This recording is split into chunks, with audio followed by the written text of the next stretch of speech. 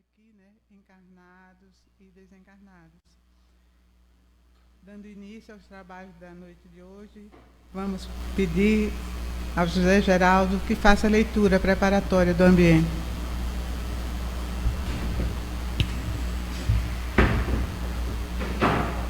Boa noite a todos. Oração no Dia dos Mortos. Senhor Jesus, enquanto nossos irmãos na terra se consagram hoje à lembrança dos mortos-vivos, oremos também pelos vivos mortos, pelos que jazem sepultados em palácios silenciosos, fugindo ao trabalho, pelos que anestesiaram a consciência no vício, abrindo portões para a descida às trevas, pelos que enterraram a própria mente nos cofres da sovinice, qual cova de ouro, pelos que se mumificaram no féretro da preguiça, receando as cruzes redentoras. E ainda, Senhor, pelos mortos de desânimo, que se renderam às punhaladas da ingratidão, pelos mortos de saudade, que sentem a falta dos seres por quem dariam a própria vida. Por esses nossos irmãos, não ignoramos que choras, como choraste sobre Lázaro morto. E trazendo igualmente hoje a cada um deles a flor da esperança e o lume da oração, sabemos que o teu amor infinito clarear-nos-á o vale da morte, ensinando-nos o caminho da eterna ressurreição. Emmanuel, médium Chico Xavier, do livro Religião dos Espíritos.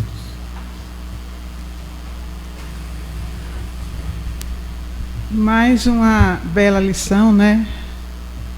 Que nos traz, através da psicografia de Chico Xavier. E se a gente for analisar cada frase dessa, a gente vai encontrar várias lições. Aí eu achei aqui uma muito engraçada, não é engraçada, mas é o que se fala, né? Interessante. Diz que ele diz bem assim: pelos que enterram a própria mente nos cofres da sovinice, qual cova de ouro. Então, a gente cansa de dizer, né? Até os padres hoje já falam nas missas do sétimo dia, que mortalha não tem bolso e caixão não tem gaveta. Então, a gente vai levar para quê? Né? Então, são várias lições que tem aqui, nessa lição, que você pode tirar, reler e analisar cada uma e colocar em prática, né, no nosso dia a dia. Então, vamos para a prece inicial, feita por Robério. Então, vamos fechar os nossos olhos, elevar os nossos pensamentos a Deus, o nosso Pai, a Jesus, o nosso Mestre, e lembrando sempre as palavras do Cristo, que quando houver duas ou mais pessoas reunidas em nome dele, ele estará presente. Confiando, Jesus, na tua presença amiga, aqui estamos. E pedimos que as tuas bênçãos de paz e de luz possam envolver a todos nós, encarnados e desencarnados, que aqui nos encontramos. Pedimos em especial pelo nosso irmão Porongaba, que vai trazer a mensagem da noite, que o seu anjo de guarda e que os espíritos amigos possam dar a ele as melhores intuições, as melhores ideias, e que nós possamos estar receptivos a compreender a mensagem que será trazida e principalmente para colocar em prática no nosso dia a dia, sempre buscando o nosso crescimento espiritual e a nossa evolução. Enfim, Senhor, abençoe a humanidade e abençoe a todos nós, encarnados e desencarnados de todo mundo, e que a tua luz e a tua paz nos envolva hoje, agora e sempre. Que assim seja.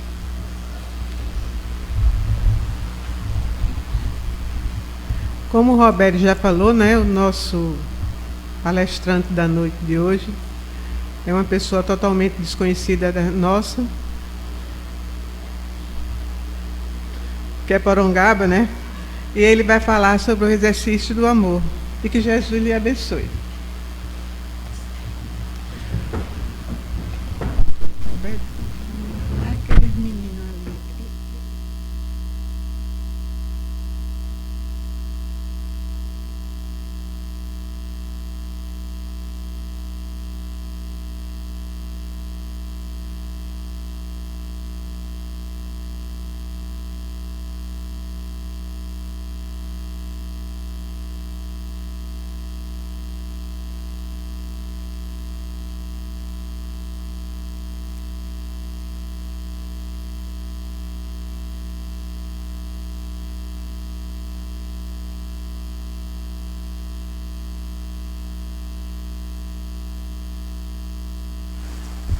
Alô?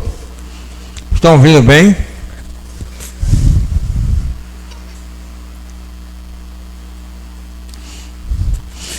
Meus irmãos, uma boa noite. Que o Mestre Jesus nos ilumine a todos.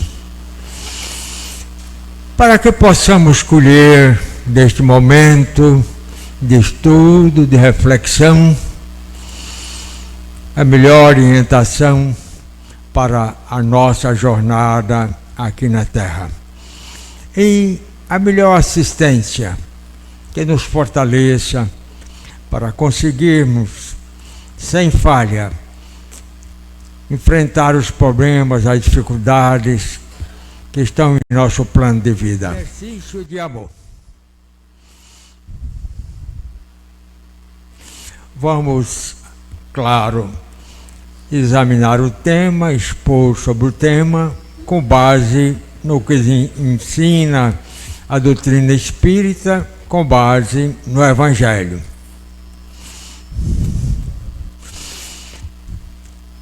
Atentemos bem nesta advertência, dado por um cientista e filósofo, Alfred Whitehead.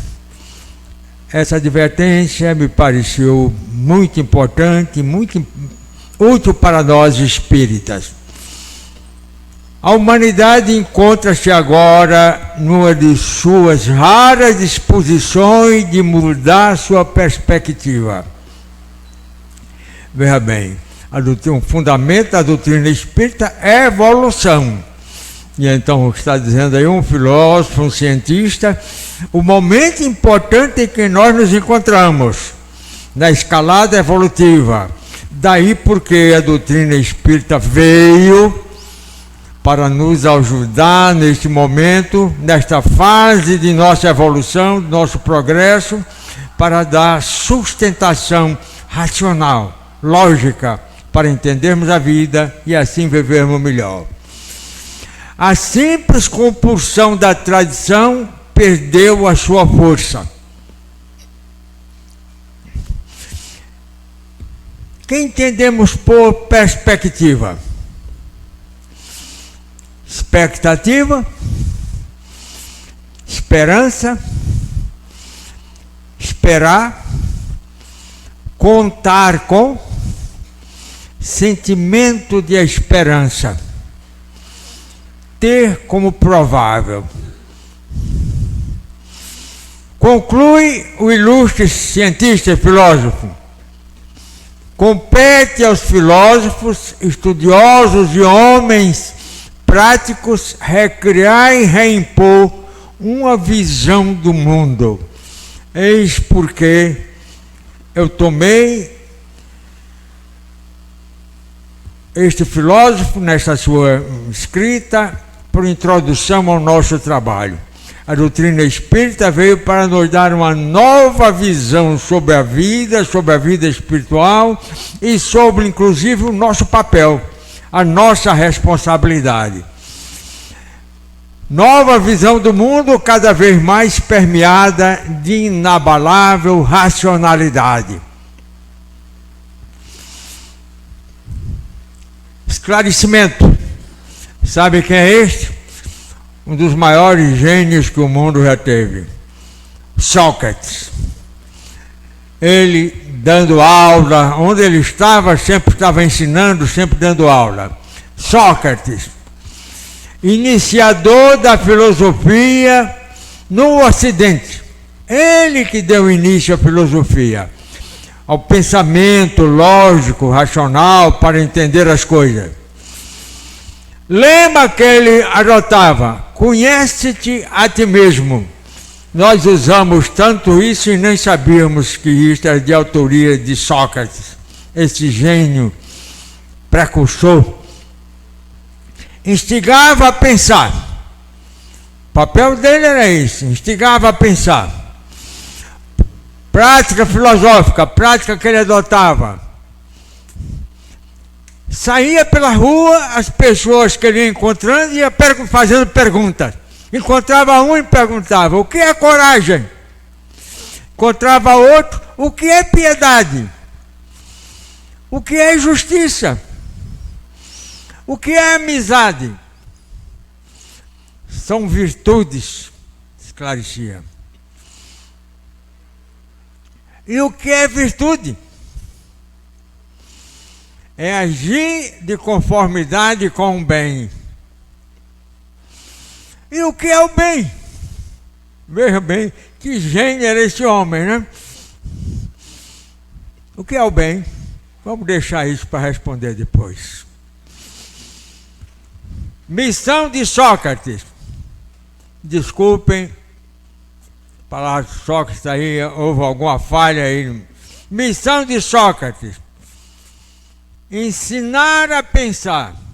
Esse gênio veio para nos ensinar a pensar. Libertar dos preconceitos. Importante precursor de Jesus. Veio para preparar o terreno para recebermos a missão do Mestre Jesus. É isso que a espiritualidade nos diz.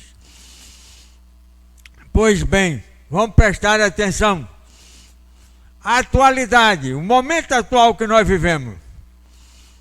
Fase de transição.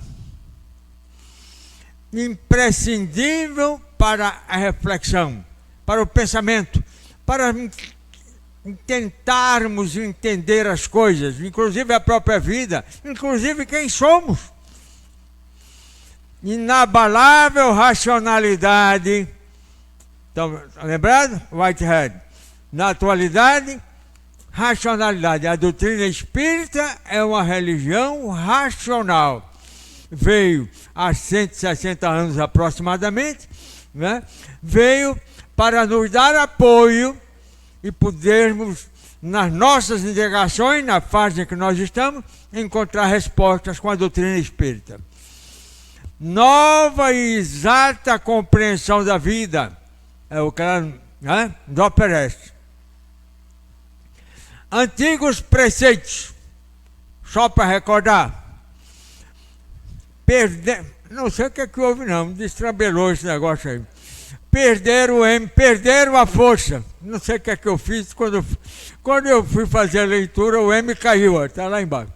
Perderam a força. Educativa. Porque precisamos hoje entender.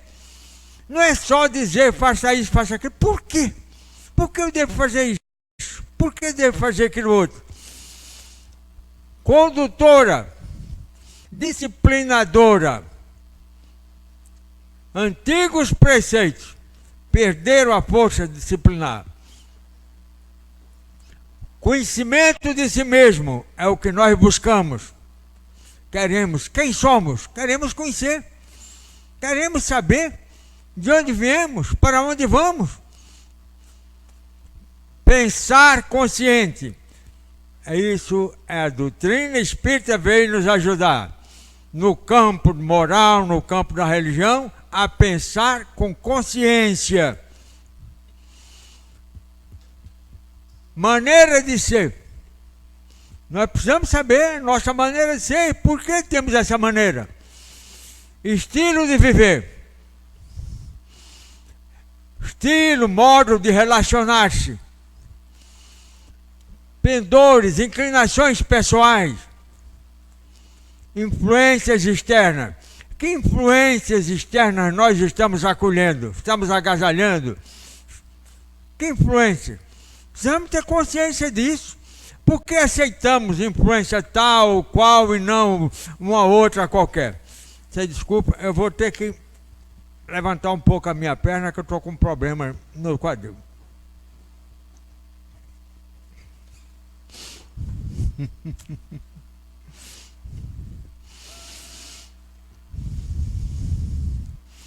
Desconhecimento de si mesmo.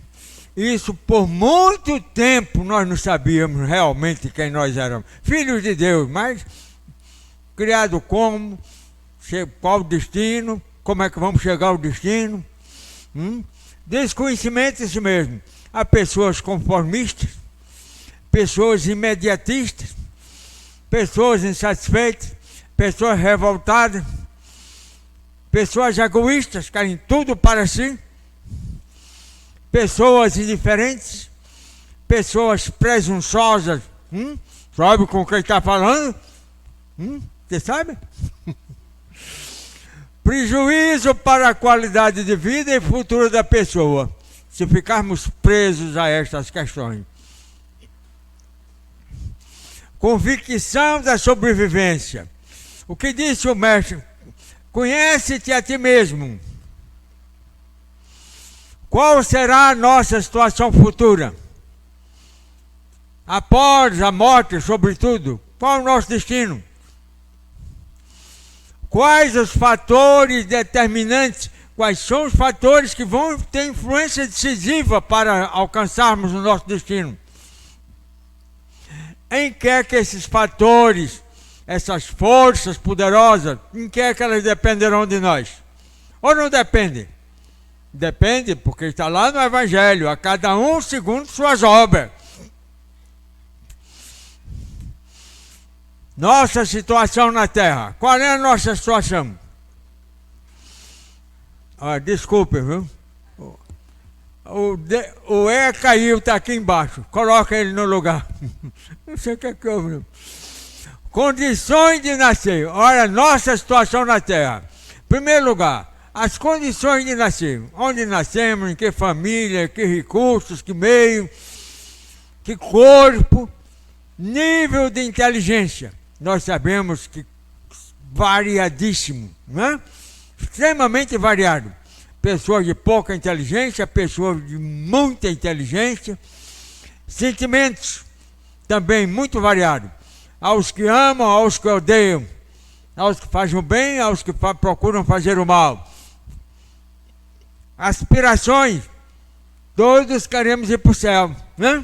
Mas que céu? O que é que nós estamos entendendo pela vida futura? Conduta, modo de viver, de se conduzir, estilo de viver, modo de morrer. Varia, não varia? Como varia? Lembremos a lição, que aproveita o homem ganhar o mundo inteiro se perder a sua alma. Jesus. É oportuno a gente lembrar isso. O que é que nós estamos procurando? O que é que estamos fazendo? O que é que estamos pensando? O que é que estamos falando? Qual é o nosso discurso? É preciso a gente ter certeza sobre isso, pensar sobre isso, porque é fundamental. Ganhar o quê? Pensemos na vida futura. Questões que são muito instigantes, muito estimulantes. Quando e em que situação vamos partir? Quem sabe? Nenhum de nós sabe. Nenhum de nós sabe a hora da partida. Isso é importante, porque Deus nos criou com liberdade, plena liberdade. Se nós soubéssemos a hora da partida, acabou-se a liberdade. Não teríamos liberdade. Nossa maneira de ser influenciará na situação futura? Em que ambiente iremos viver? Com quem iremos conviver? Precisamos pensar nestas coisas. Busquemos as respostas. Primeira referência para as respostas que nós queremos. Moisés, grande missionário, veio há mais ou menos 3.300 anos. O que é que ele nos trouxe? Os 10 mandamentos foram revelados a ele. E ele nos transmitiu. Não matarás, não furtarás, não deixarás a mulher no próximo. Vocês conhecem, não vou repetir os 10 mandamentos que vocês conhecem. O importante, foi ele o intermediário. Foi ele que nos revelou os 10 mandamentos. São regras, observem bem. Os 10 mandamentos importantíssimos em nossa jornada, mas são regras impositivas, como nós fazemos com a criança. Não pode mexer aí, não pode fazer isso, não pode fazer aquilo. Então os 10 mandamentos. Não desejarás a mulher do próximo, não farás isso, não farás aquilo. Não é isso mesmo? Por quê? nós ainda estávamos muito atrasados e precisávamos exatamente ter o quê? Uma orientação decisiva, impositiva. Aí o papel deste grande missionário Moisés, nos trazendo as regras impositivas, apropriadas àquela época, a uma fase da nossa evolução, do nosso progresso. Mas lembremos, a essência da vida é espiritual. Então, precisamos de orientação, de lições, de normas com vistas a isso, a nossa verdadeira vida, que é espiritual. Segunda referência, Sócrates, a segunda referência, chegou mais ou menos a 2.470 anos. Olha quanto tempo, hein? 470 anos aproximadamente antes de Jesus. Enalteceu a virtude. Virtude, virtus, força. Força para agir no bem, no que é correto, no que é certo. Né? Virtude, na hora da mesa, a comida está gostosa, mas a gente tem que saber limitar. Como tudo na vida, a gente tem que ter uma disciplina. Ele instigou-nos a pensar, a ver a vida do ponto de vista espiritual. A essência da vida, nós bem sabemos, é espiritual. Nós somos espíritos imortais. E então, precisamos pautar a nossa vida por normas que nos habilitem a ter o maior proveito para a verdadeira vida, que é espiritual. Ver a vida, como Sócrates bem entendeu, do ponto de vista espiritual. E assim ele nos ensinou. Segunda referência, nosso processo evolutivo, Jesus Cristo, veio há 2015 anos, mais ou menos. Revelou as leis do amor. Exemplificou o amor. Não só revelou, não só ensinou, deu o exemplo. Pregou a perfeição, sede perfeitos. Advertiu sobre os danos, os grandes prejuízos para nós da prática do desamor. A essência da vida é espiritual. Doutrina espírita, vamos representá-la como um triângulo. Por quê? Porque realmente é um símbolo importante. Ela é ciência, começou como ciência. Pesquisa, é filosofia, pensamento, indagação, dar respostas adequadas para as coisas da vida. É religião, nos aproxima do Criador, nos religa ao Criador, nos leva ou nos prepara para que a vida espiritual em paz, feliz. Quarto marco fundamental, a doutrina espírita. Ela é recente, muito recente. Nós somos privilegiados. Surgiu no ano de 1857. Revelou a vida espiritual e suas leis. Demonstrou os efeitos da nossa conduta. Harmonizou ciência, filosofia e religião. Estabeleceu as ligações entre esses três ramos do conhecimento. Instinto, inteligência, razão, sentimento. O nosso processo evolutivo está aqui. Começamos por instinto, desenvolvemos a inteligência. Depois, e muito recentemente, desenvolvemos a razão, a faculdade que nos dá a compreensão das coisas. Agora, estamos numa hora fundamental em que precisamos aprender a amar. O instinto, a inteligência e a razão, dando-nos a base, o fundamento para entendermos a vida e aprendermos que esta fase atual da nossa jornada é a fase em que nós devemos expressar, viver o amor. No campo da família, no campo do trabalho, no campo da sociedade, onde estivermos, precisamos dar esse testemunho. A essência da vida é espiritual. Isto é uma veste, é um corpo carnal. Vamos deixá-lo. Sabe Deus quando? Mas vamos deixá-lo. Vamos chegar lá em cima com o corpo espiritual, que é quintessenciado, não é material como esse aqui. Vamos chegar lá em cima com esse corpo espiritual, que será tão mais sutil quanto mais nós soubermos viver com amor, com bondade. Espiritismo. Aqui é um símbolo, o triângulo é um símbolo muito importante. É o símbolo do Espiritismo. Por quê? Aqui em um dos ângulos é ciência, na base, começou como ciência. Filosofia, reflexão, pensar para encontrar, é o outro ângulo, a base. E lá em cima, o ângulo da religião, é o sentimento. É o sentimento que, para se fortalecer, precisa ter o apoio da ciência e o apoio da filosofia, para se tornar realmente consistente e ter condições de nos comandar a vida fora.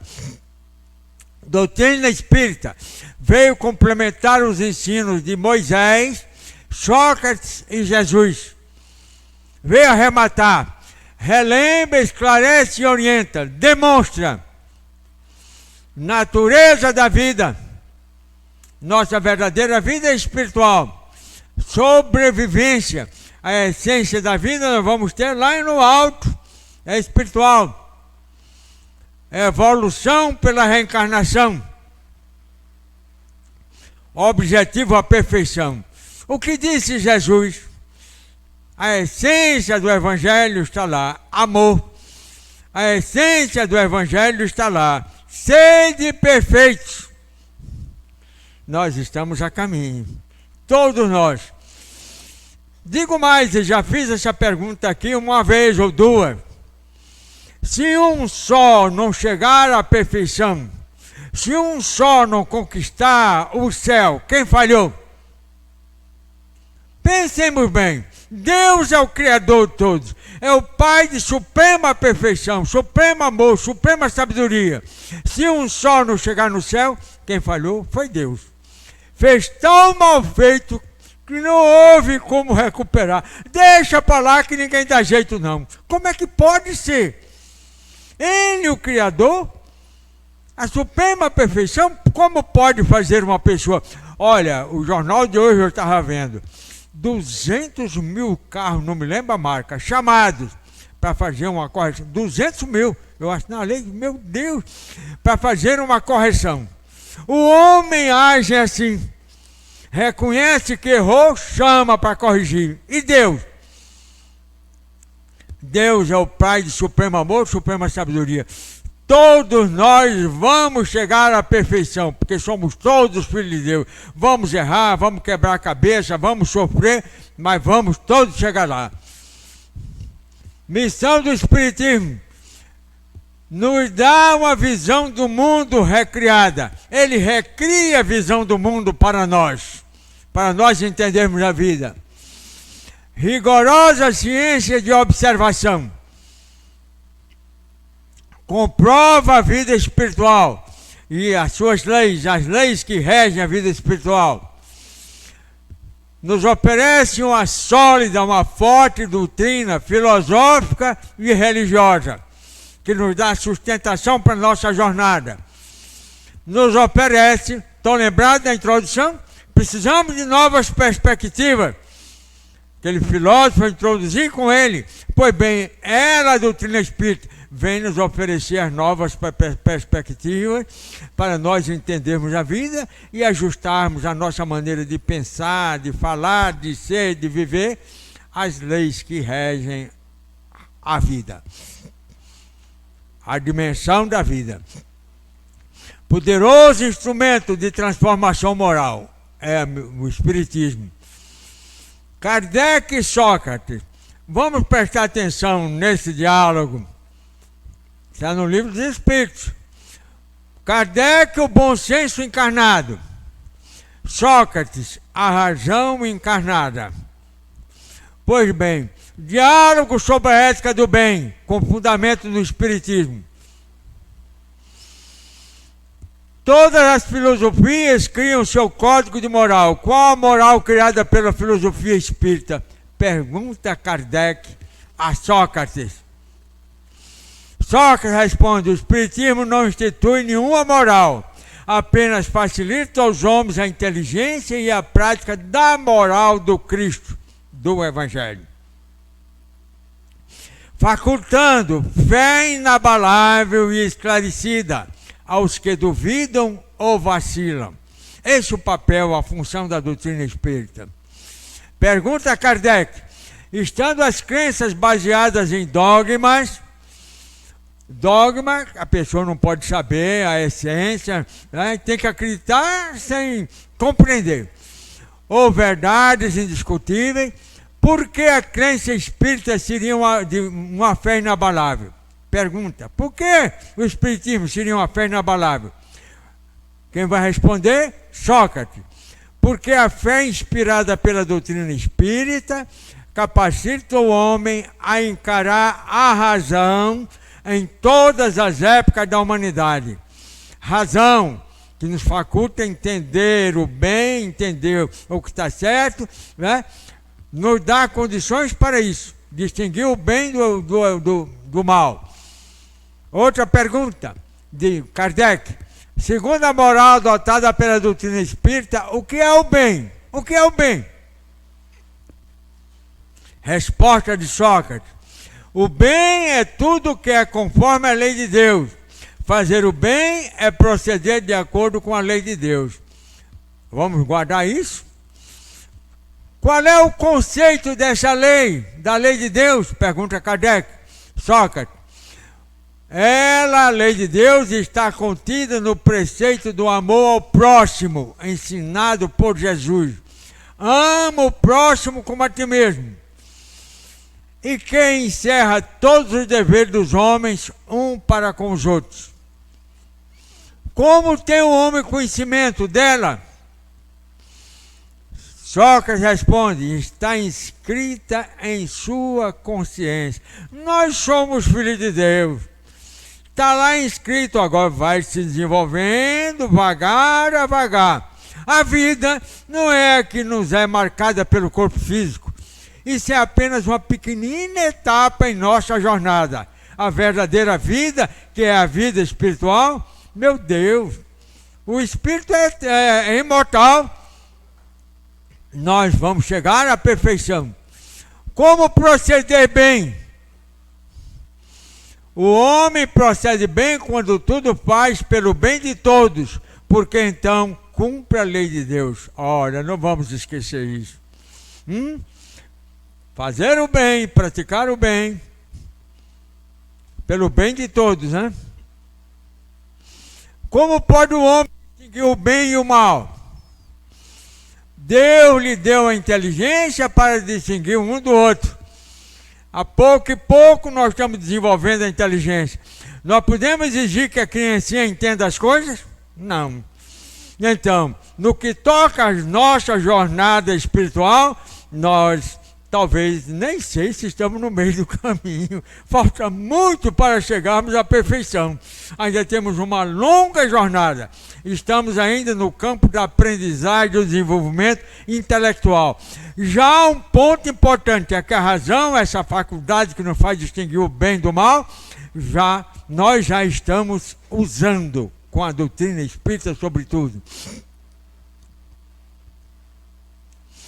Estando o homem sujeito a erro, não pode ele enganar-se na distinção?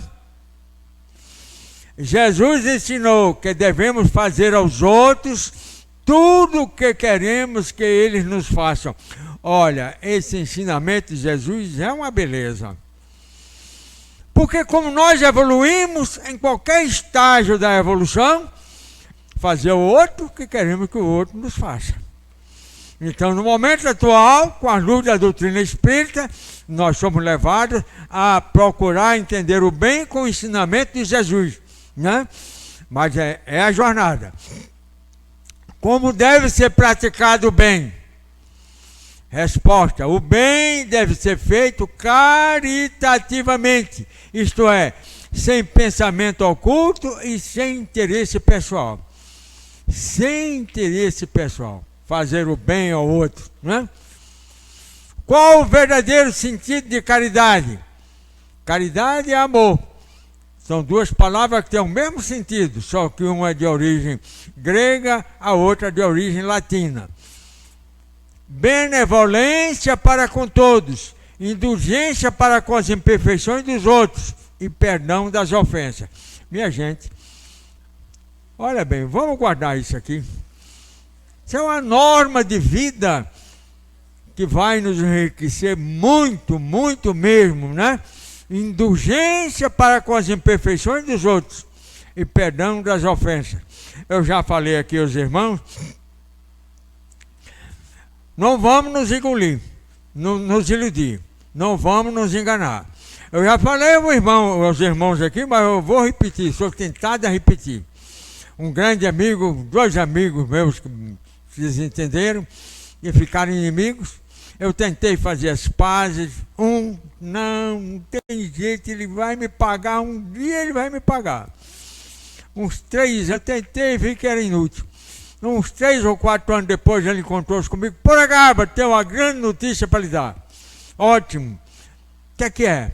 Eu perdoei fulano. Eu digo, rapaz, venha de lá um abraço, mas que felicidade você está me dando. Muito bem, parabéns. Ele se afastou um pouco, mas tem uma coisa, Parangaba. O que é, homem? Eu tenho fé em Deus que ele vai encontrar alguém que vai fazer com ele o que ele fez comigo. Quer dizer, na essência não perdoou, né? Aparentemente ele não vai se vingar, mas quer se vingar através de outros. Dê-nos um exemplo simples de bondade ou de benevolência. Respeitar o semelhante, qualquer que seja a sua condição, não qualificando sequer de raca. Raca, tolo, desprezível. Qual a responsabilidade de quem age com boa intenção e o efeito é o mal? Agiu pensando bem, o efeito é o mal. Deus é justo, julga mais pela intenção do que pelo fato. Nós ainda somos atrasados, ainda não temos conhecimento completo, então vamos dizer que estamos na adolescência, e então a intenção foi boa, e isso ameniza muito, muito mesmo, né? Não são esses preceitos uma versão moderna de convenção social? Não, pois primeiro se baseiam na lei divina que rege a vida moral. Segundo, a razão e o sentimento os sancionam. Kardec e Santo Agostinho. Santo Agostinho, doutor da graça. Kardec, o bom senso encarnado. Com Santo Agostinho segue o diálogo sobre a ética do bem. Qual o meio prático eficaz para o homem melhorar-se nesta vida e resistir à tentação do mal? Santo Agostinho. Um sábio da antiguidade vos disse, conhece-te a ti mesmo. Olha, estão lembrando? Conhece-te a ti mesmo. A dificuldade está em conhecer-se. Qual o meio de consegui-lo? Quando na terra, ao fim do dia, interrogava minha consciência, passava em revista o que fizera e perguntava se ninguém tivera motivo para de mim se queixar. Minha gente, vamos guardar esta lição. Toda noite vamos passar em revista o que nós fizemos, para que a nossa consciência desperte do outro lado em paz, tranquila. Não levarmos nada que possa nos perturbar a paz e consciência. Qual o benefício que essa prática lhe proporcionou? Foi assim que cheguei a me conhecer, e a ver o que em mim precisava de reforma. É assim que a gente pode se conhecer. Viu?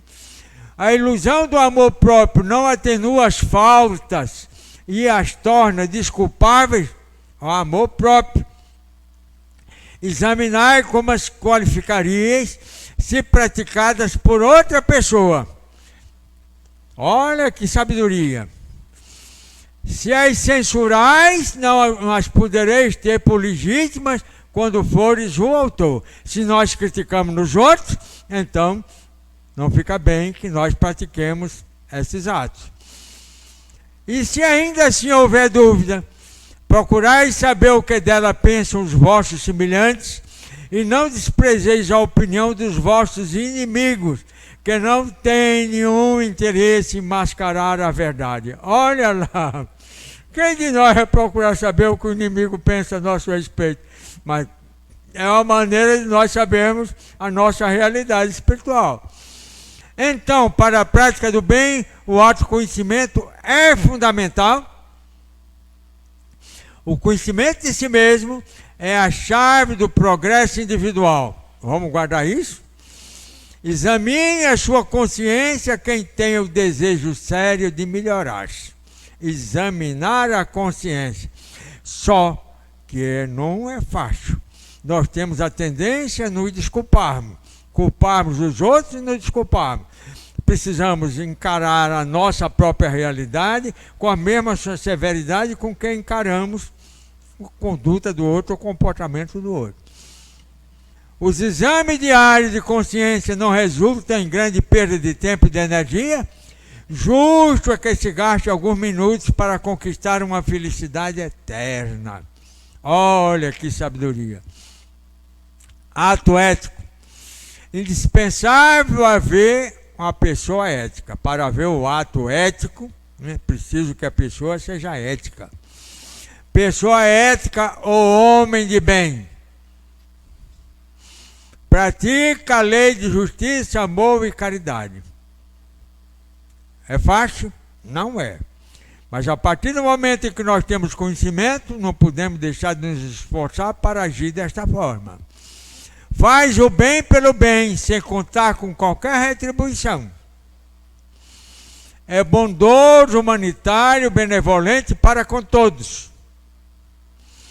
É indulgente para com as fraquezas alheias, porque sabe que também precisa da indulgência dos outros. Não é vingativo, perdoa as ofensas.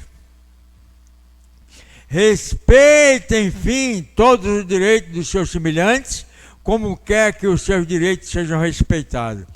Allan Kardec, na nota questão 918 do Livro dos Espíritos.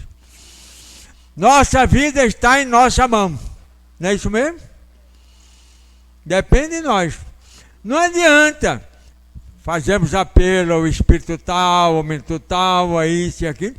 Temos de demonstrar esforço próprio, boa vontade, na realidade, porque a cada um, como disse Jesus, segundo suas obras. Não é segundo sua religião, não é segundo sua crença, não, é segundo as suas obras. Reflitamos. A sentença "conhece a ti mesmo" ganhou sentido especial para nós espíritas. Ou não? Ganhou. O método de Santo Agostinho conduz ao autoconhecimento. Estão lembrados? Entendamos a norma divina. O amor é lei universal. Não é isso mesmo? Conhecemos os indícios do homem ético, ou homem de bem. Acabamos de ver. Sabemos que conhecimento implica responsabilidade e cria deveres. A partir deste momento, nós não podemos fazer mais bobagens, besteiras, porque temos conhecimento. E isso, para nós, acarreta uma responsabilidade muito grande. Não podemos alegar ignorância. Chegarmos lá em cima, e a pessoa pensa: meu santo, eu não sabia. Sabia? O senhor foi espírita? A senhora foi espírita, tinha conhecimento destas coisas. Então não podemos arranjar desculpa, não. Despertemos para o dever de criar o autoconhecimento e realizar a reforma íntima. Não podemos adiar essa tarefa nobre de procedermos à nossa reforma interior com base nos ensinamentos do Evangelho, o ensinamento de Jesus, que resume uma palavra, amor, com base nos ensinamentos da doutrina espírita. Verdadeiro espírita instrui-se, cria o autoconhecimento, luta para domar suas inclinações más, luta por sua reforma moral. Tudo faz pelo bem de todos. Ama o próximo como a si mesmo. Para concluir, eu vou me permitir concluir com este soneto que é do meu irmão mais velho, Erasmo Porangaba. Ele foi presidente desta casa. Primeiro filho de minha mãe, que teve 20 filhos. Ele foi o primogênito. Entre os sonhos mais caros e mais belos. Estou botando assim para a gente ler com mais calma. Com que se doira a nossa fantasia, desde aqueles modestos e singelos, aos de maior requinte de magia, todos leram? O anseio de domínios e castelos, o ouro, a aventura, a glória que enebria, o amor com seus encantos e desvelos, tudo que a mente humana almeja e cria.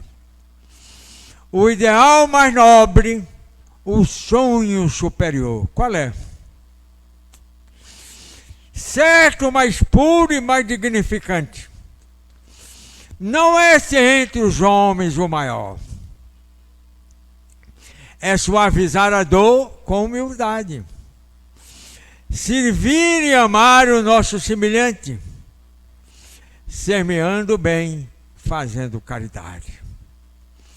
Erasmo Porangaba, faleceu em 57, foi presidente desta casa. Um dos fundadores. Sede vós, pois, perfeitos, como é perfeito o vosso Pai que está no céu. Temos alguma dúvida? A palavra de Jesus, sede perfeitos. Nós somos filhos de Deus, a suprema perfeição. Então, o nosso destino é a perfeição. Todos vamos chegar lá, porque somos filhos de Deus. Sede vós, pois, perfeitos, como é perfeito o vosso Pai que está no céu. Amai-vos. É fácil? Não. Como eu vos amei. Mas podemos amar, porque estamos a caminho da evolução e no estágio em que nós já nos encontramos, temos condições de praticar, se não plenamente, mas de já praticar satisfatoriamente esse mandamento. Amai. Paz em Jesus. Muito obrigado.